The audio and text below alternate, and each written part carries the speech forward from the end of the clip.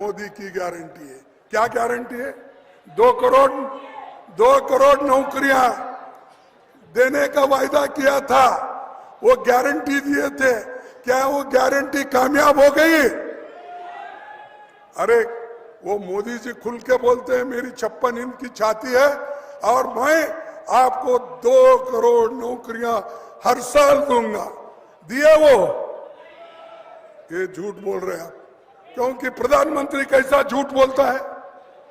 या तो आप झूठ बोल रहे या नहीं तो प्रधानमंत्री। आपके जॉब में 15 लाख डालूंगा बोले, मिले आपको 15 लाख?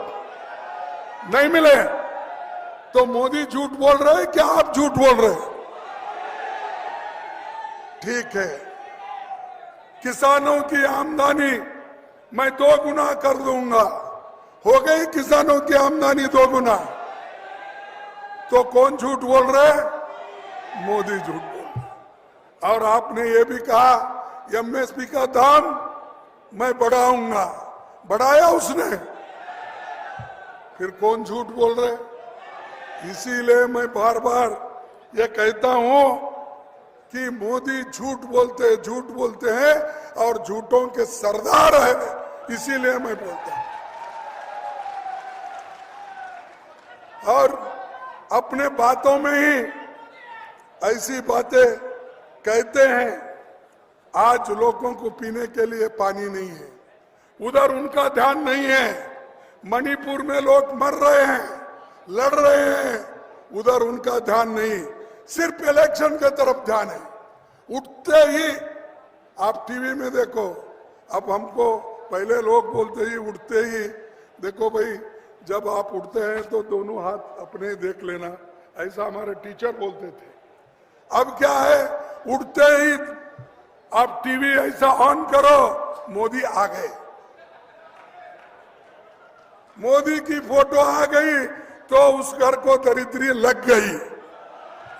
मैं जुड़ चुका हूं बीजेपी के राष्ट्रीय महामंत्री दुष्यंत कुमार गौतम जी से बातचीत करने के लिए। सर, मल्लिकार्जुन खड़गे ने कहा है कि सुबह शाम जब भी देखो तो मोदी की तस्वीर दिखती है, और अगर तस्वीर आ गई मोदी की तो समझो घर में दरिद्री लग गई। ये अपना एक्सपीरियंस बता रहे हैं वो, कि जिस प्रकार से राहुल गांधी जहाँ भी दिखाई देते हैं कांग्रेस टूटी फूटी दिखाई देती है, और खड़गे जी जिस प्रकार से व्यवहार कर रहे हैं जहाँ भी जा रहे हैं, और कांग्रेस से सदस्यता लोग छोड़ के भाग रहे हैं, ये उनका है। लेकिन आज देश के प्रधानमंत्री को इतना लोग प्यार करते हैं, स्नेह करते हैं। आप वो फोटो की बात करते हैं, 4 करोड़ लोगों को तो हमने घर देने का काम किया है। आज देश के प्रधानमंत्री की देखिएगा, आज कश्मीर यात्रा है, कश्मीर किस प्रकार से भव्यता को प्राप्त हो रहा है, और आज देश के प्रधानमंत्री के बारे में ऐसे शब्दों का इस्तेमाल करना जिनके कारण लोगों के घर संवर गए हैं। बेघरों को घर मिल गया है, लोगों को अनाज मिला है, कोरोना ऐसी महामारी से हम निकल कर आए हैं, आतंकवाद से हमें मुक्ति मिल गई है। तो मुझे लगता है ये कांग्रेस की खिसियाट है जो साफ साफ दिखाई दे रही है। कहा है कि मणिपुर पर भी ध्यान नहीं है उनका, और सिर्फ चुनाव पर ध्यान है। वहाँ मणिपुर में लोग मर रहे हैं लेकिन कोई ध्यान नहीं। उनको पता नहीं है कि मणिपुर पे लगातार देश के प्रधानमंत्री ध्यान भी कर रहे हैं, और गृह मंत्री पहली बार गए थे, आज अमन चैन शांति बनी हुई है। लेकिन वो बताएं कि संदेश खाली पे उनका क्या विचार है। वहाँ बहन बेटी की इज्जत लूटी जा रही है सरेआम। जैसे राजा अकबर बाहर निकला करते थे, जो उनको लड़की पसंद थी तो उठा के ले जाया करते थे, ऐसा शासन वहाँ पे चल रहा था। और वहाँ पर आपने बहन बेटी की इज्जत उजड़ती रहती है, ऐसा चलता रहता है, ऐसा व्यवहार आपने किया है। और आपका देश के बारे में ये आकलन है कि भाई मोदी आ जाएगा तो सनातन आ जाएगा। आप जिस प्रकार सनातन की बेकदरी कर रहे हैं, जिस पर देश के जो हमारी संस्कृति है, संस्कार है, उसकी बेकदरी कर रहे हैं।